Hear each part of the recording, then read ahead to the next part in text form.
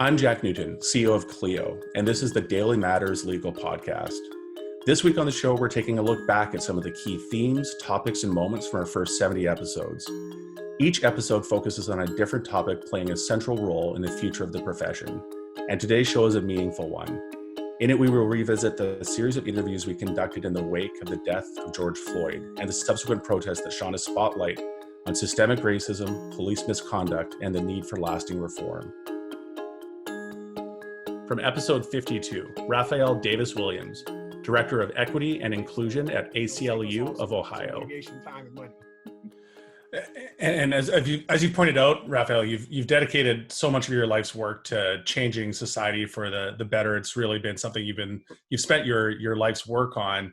We're over the course of the last 2 weeks seeing this really dramatic turning point, or maybe boiling over in the United States and worldwide in response to the deaths of George Floyd and so many others before him at the hands of police, but also the manifestation of the systematic and institutional injustice and inequities we see in our society. Can you talk about what it's been like from your perspective, who's been on the front lines of this fight against systemic racism for so long, to see what's happened in the last few weeks and what you think it all means? Sure. Jack, it has been a real range of emotions. And I have to say, I am at one point, I'm heartened by what's going on, but I have to tell you how painful, and it is painful, and I don't think many people really fully appreciate, unless you are and I don't mean to, what I'm trying to say is there is a uniqueness about being Black in America. And so I do often, because of the job that I have, I include people of color because I know all people of color are marginalized to some extent. But it is unique to Black people. And it is even more unique to Black men. And I will tell you, I have not. I know you guys kind of keep up with the news down here, but I have not watched another Black man get lynched or shot or murdered or killed since Walter Scott, which was about 4 or 5 years ago, who was a Black man who had been stopped by a police officer and had a warrant and took off running, and he was shot in the back. And then the police officer tried to put a gun in his hand and do all those things. I don't want, and since then, so I have not seen the Ahmaud Arbery shooting. I have not seen George Floyd, the George Floyd video, and I haven't seen any of it because I don't want to watch another Black man die at the hands of a white person for no reason. And so this has been hard. But what I will say is the feelings that a lot of people are having now, it does feel different. And I'm not sure why. And frankly, I get, even now as we're talking about this, I get a little knot in my stomach because I'm afraid that if this is not the moment that we actually start making systemic, lasting, permanent change, then there is no moment. There is no moment where we will finally stop the internal systemic governmental levers that are crushing Black men.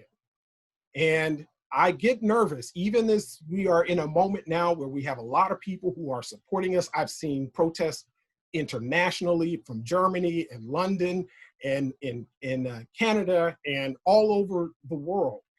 And I get concerned that if this isn't the moment that things start to actually change, I don't believe a moment exists. And that's concerning. From episode 53, Tiffany Graves, Pro Bono Counsel at Bradley. And against the backdrop of the pandemic, we obviously have George Floyd's death and the ensuing protests and riots and the largest movement we've seen in recent memory, maybe in history, protesting systemic racism and injustice. You're based in Mississippi, which is the real South, and I'm curious what your perspective is on what's happening in the South in particular as it relates to George Floyd's death. Outside of COVID-19, I have, of course, been grieving with so many, with the families of George Floyd and Breonna Taylor and, Ahmaud Arbery, and just so many others that we know and don't know, unfortunately, who've been wrongfully and frankly, inexplicably taken from us. And this has been just a really incredible, hard few weeks for so many of us. And I have personally been challenged with all of it. And it's been tough. It's been tough to concentrate and focus and frankly do the work that I feel so compelled and fulfilled by. But it's especially been a hard time for the Black community, without question. We are frankly tired of asking when enough is going to be enough. We're tired of hearing our Black men scream, "I can't breathe." Certainly George Floyd is not the first time that we've heard that. And we're tired of feeling like our lives don't matter in a country where we have just as much right to be here and our lives should matter just as much as everyone else. I, Stephanie Boyce, the Deputy Vice President of the Law Society of England and Wales. Over the past few weeks, the topics of systemic racism, police misconduct, and justice reform have been at the forefront of social discussion, and rightly so. Most of our audience is based in North America, as I mentioned earlier. Can you shed some light on what things have been like in Britain? And I'm also curious, I know you did some of your schooling in the US, maybe some of the macro level differences you might see as it relates to these issues in the US versus Britain. I mean, Britain certainly has been showing its support for Black Lives Matter movement with gatherings, marches, and outpourings of shared experiences and support for the calls for change that are taking place in the US and around the world. One could not but be touched by the abhorrent tragedy around George Floyd's death, which caused outrage and empathy wherever you are in the world. But what that did was absolutely mobilize and mobilize people here from all backgrounds into speaking out against injustice and inequality, from gatherings showing support to high-profile figures speaking out and sharing experiences. You would have seen perhaps Lewis Hamilton, our most successful Formula One racing driver, football players, speaking out as they call for further review and access on justice reform to ensure equality before and within the law for all. The reality in Britain is that if you happen to be Black, you are perhaps more likely not to have gone to university. You are more likely to be caught up in the criminal justice system. 1 in 5 times more likely to be tasered by the police, and more likely to be or come from a disadvantaged background. It's important that we all, and I think what the Black Lives Matter movement has shown is that enough is enough. It's time for concerted action. And certainly in terms of what's gone on in America and how that compares, whilst perhaps we don't have a policeman putting his knee on our necks, the difficulty is that where people don't feel that they are treated equitably and fairly, that is perhaps the two things, that the commonality that binds people together. This gives us an optimum chance to affect change, real change, and start to move the discussion forward, but to take real action. And certainly from the legal profession's perspective, that covers, as I say, not only the solicitor's profession, the barrister profession, the judiciary and so forth, because our judiciary is not diverse here.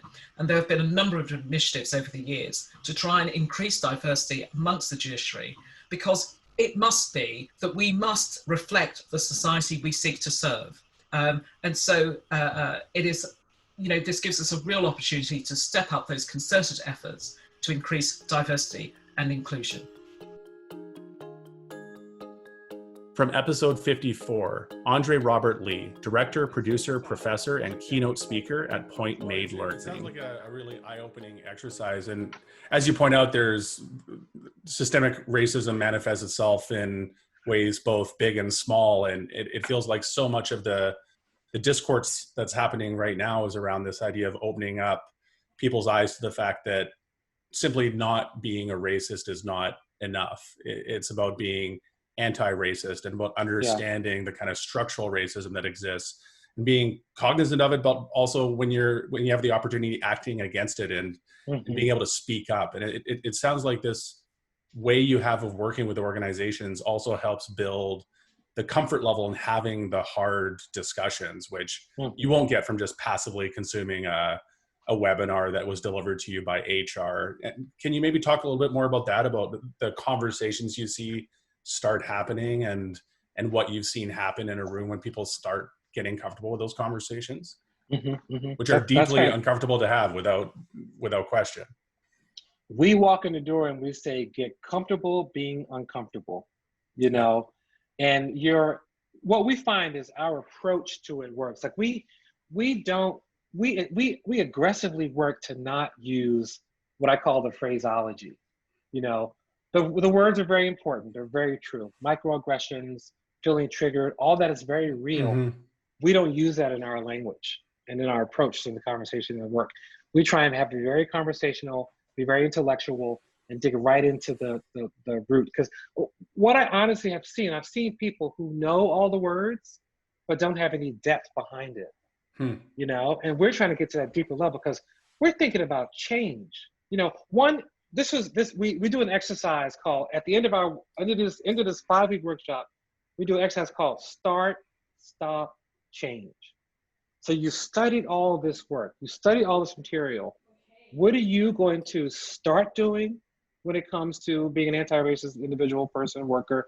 What are you going to stop doing that you do now? And what can you change? And I'll share an example that stays with me to this day. An attorney at one of my sessions said, I came into this thinking I'm a good guy. I don't have anything to learn. I've been wonderful. I give, I donate, I spend my time helping people. But I'm seeing by unpacking some of this history, I have a lot more to learn. And something I think I can do right now. And this is so wonderful. And this is a message I share as much as I can. He said, every summer I get interns. I get people who want to learn about the legal world. And it's easy for me to say, hey, yeah, John, send your son David over. Come on in, David. You can work at this firm. I could turn to institutions where children don't have access to our white shoe. Did I get it right? White shoe, right? Yeah. White shoe firm. That's right. Our white shoe high-level firm. And I could go to them and say, who in your institution wants to learn about law? Like, that's it right there. Like, and David, his friend's son will be fine. That's not taking something from him. That is opening the door for someone else that had no idea that this kind of law firm exists. And I said, yes, that's it right there. That's the moment. That's the change that we can see. I think diversity hires, inclusion programs, all of that is very important, but they don't mean anything if the folks who are making decisions, who are influencing how the community is shaped, who are designing policy and laws, if they can't within their hearts and minds shift and change, we'll just have repetition. We'll have more people of color in space, but we'll have the same exact problems that existed. Genevieve Jones-Wright, Executive Director at Community Advocates for Just and Moral Governance. Right. And I'd love for you to speak to that as well. And obviously you couldn't have anticipated maybe how relevant your organization would be just a few days after officially launching it and a few months after launching it with with the current climate around racial inequity and systemic injustice. How does that factor into MOGO's mission? And I'd love for you to comment also issues you think the legal profession as a whole should be thinking about, and if there's a call to action, what does that call to action look like?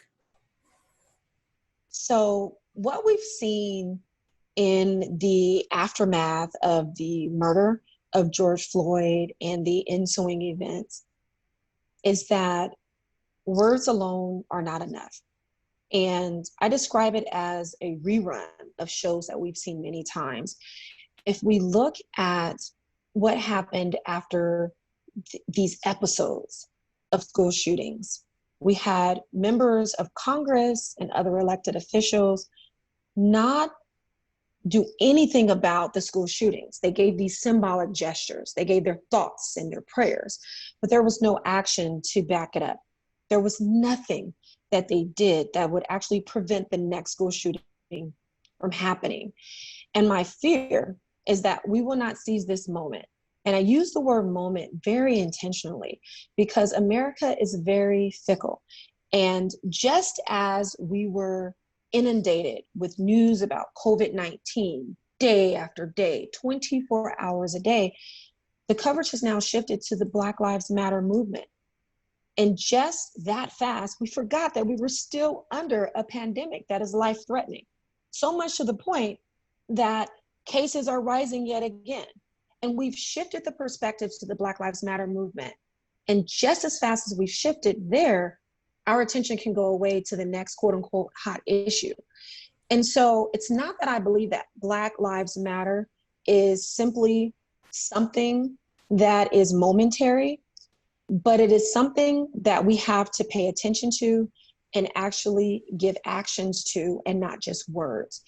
I've firsthand seen things come out of the city attorney's office of San Diego, the district attorney's office of San Diego, and really it's not movement. It's not progressing us forward and moving us forward to the reforms that we actually need.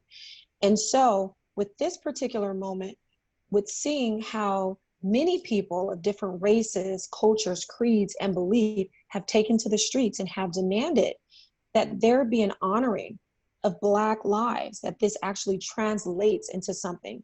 And so for MOGO, our work is deeply embedded in achieving racial justice. Our work is embedded in having social justice. And we recognize that the work cannot be done if we do not recognize that this means acknowledging racism in all of our systems. There's racism that is rooted in our healthcare systems, our education systems, our legal systems, political systems, all of our systems in America. And we really have to acknowledge that first before we can move on. There's been studies after studies in San Diego, for example, where SDSU, in an independent study in 2016, laid out bare that racial profiling happens. And our city council said, thank you for giving us that information. We accept your findings that there's racial profiling that happens, that Black people and Latinos and Asian American Pacific Islanders are stopped, searched, and even arrested at higher rates than their white counterparts, and they're less likely to have contraband. That's the case of African American drivers in San Diego. And yet the city council did not move to approve any of the recommendations that were part of that study. We fast forward to last December, and a study by Campaign Zero using the data from the San Diego Police Department and the San Diego Sheriff's Department showed that Black drivers are stopped at a rate of 219% higher than their white counterparts. And so I'm asking, where are the solutions? Because these have been things that people of color have been talking about and urging people in positions of power to take action on.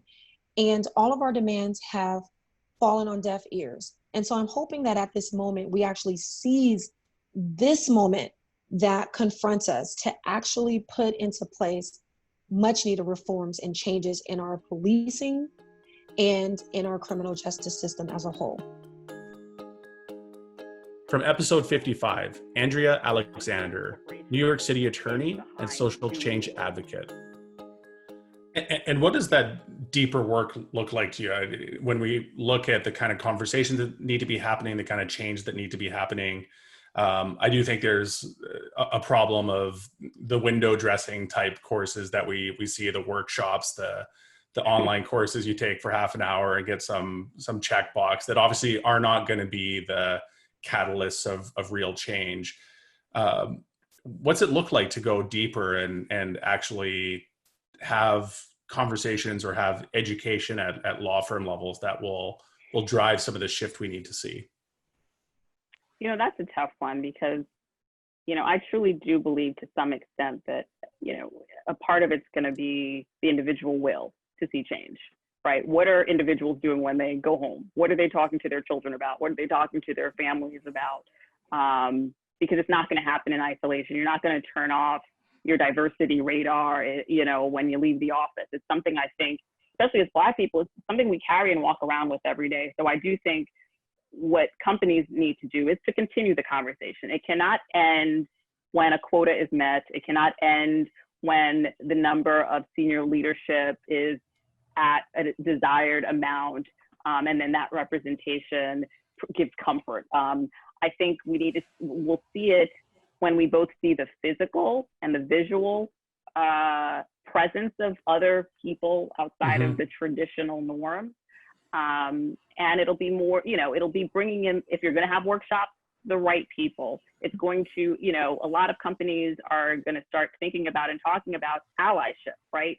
So we've talked about diversity, but we've never really encouraged the other or the dominant group from being a part of the conversation or requiring them to be a part of the conversation to tackle, you know, the biases that they're bringing in, the biases that we, you know, carry with us. And so hopefully it is something that companies are then pushing their white employees to really wake up and think about, so that the burden isn't bared, you know, we don't bear it just on the people of color who are doing the education, but that companies are truly being revolutionary in the type of workshops and trainings that they have, that they're not these, you know, boilerplate checkbox. I went to a diversity talk. I learned about unconscious bias. You know, we all have it, and make people feel like, you know, I guess it's problem the solved. niceties, right? Problem solved, and you're not the problem, and we all have this, but truly are digging deep and saying, no, while we may all have prejudices, some prejudices get other people killed. Some prejudices keep people from getting promotions. Some prejudices affect people's livelihood. And those are the ones we really, you know, that's what we really need to talk about. It is not pretty, but if we can truly get there, I think we're going to get the best out of, you're going to get the best out of your staff, out of your teams, and out of your company. I mean, diversity is now going to be looked at, and young people are going to want to know, you know, it's more than the hashtag, it's more than the black screen, and it's more than Black Lives Matter, we believe in you. We may not all agree on what that looks like, and obviously I'm having a hard time even trying to fathom what all that would entail, but I think it's going to be a feeling, and it's going to be something people are going to know, okay, that company is living up to it's living up to beyond, you know, more than just a hashtag. From episode 53, Tiffany Graves, Pro Bono Counsel at Bradley. Tiffany, you talked about doing the outward facing and inward facing work to drive that change. When we think about that in the context of the legal industry and the justice system, obviously the spotlight is on the police, and there's massive reform that needs to happen there. But I'm curious, when you look at the rest of the justice system and maybe even the legal industry, the way law firms operate, can you comment on, if we're taking an inward look at this industry, where there is systemic racism that needs addressed, or what you've experienced firsthand or secondhand in terms of discrimination or structural racism that is almost embedded in the way the system works, that you think we need to take a look at? Sure. And I'm at my second law firm. So I'm in that culture, you know, I'm in that culture every day. And I saw a recent legal industry study that said 1.9% of law firm partners are Black. So that's less than 2%. 0.75% are Black women. 0.75. That's a problem. What confidence would be given to a young Black female law student who is aspiring to become partner at a law firm someday by hearing that statistic? It wouldn't instill much confidence in me at all. Representation matters, and it matters everywhere, and it certainly matters within our law firms.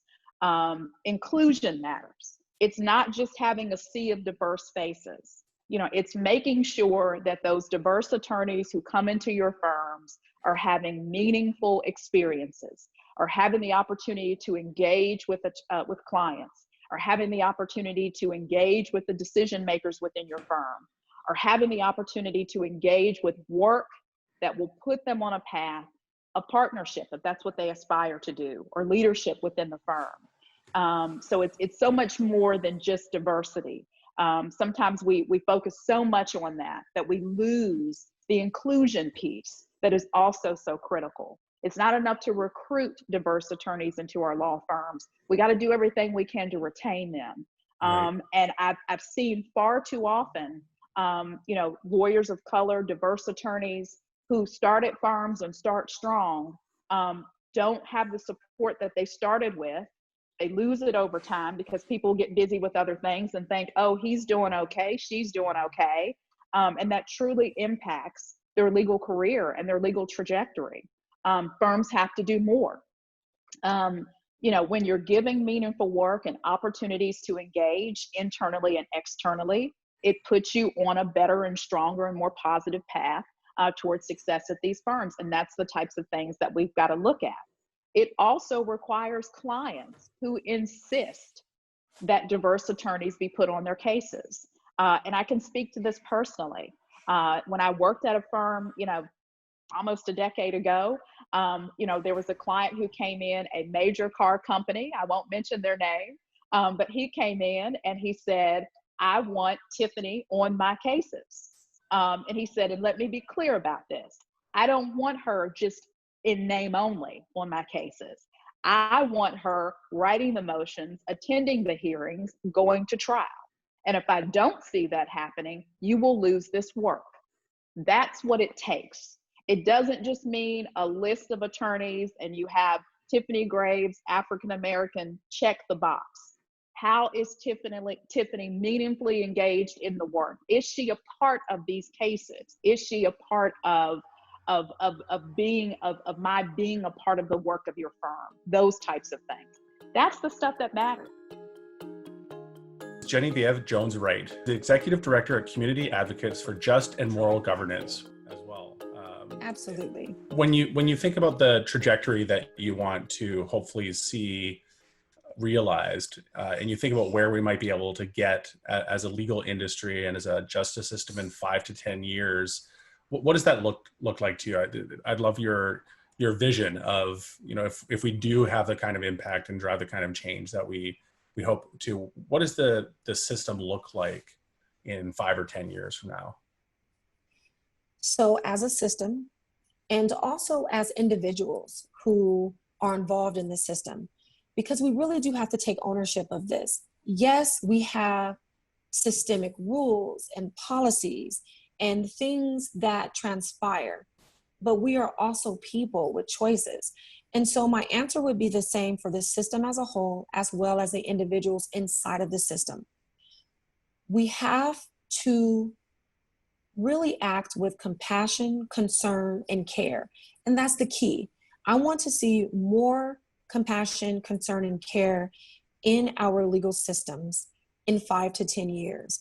I don't believe that restorative justice has been given the credit or the resources that is needed for us to really move forward as a society that understands that we shouldn't be incarcerating at the level that we are incarcerating, that our young people really do deserve not just a second chance, but many chances, because we understand the science behind brain development. And we've been so quick to just say that someone has made a mistake and that person needs to be locked up. And that's not the answer. We haven't solved our problems, and we will never solve our problems through over-incarceration. And this is where we've seen ourselves.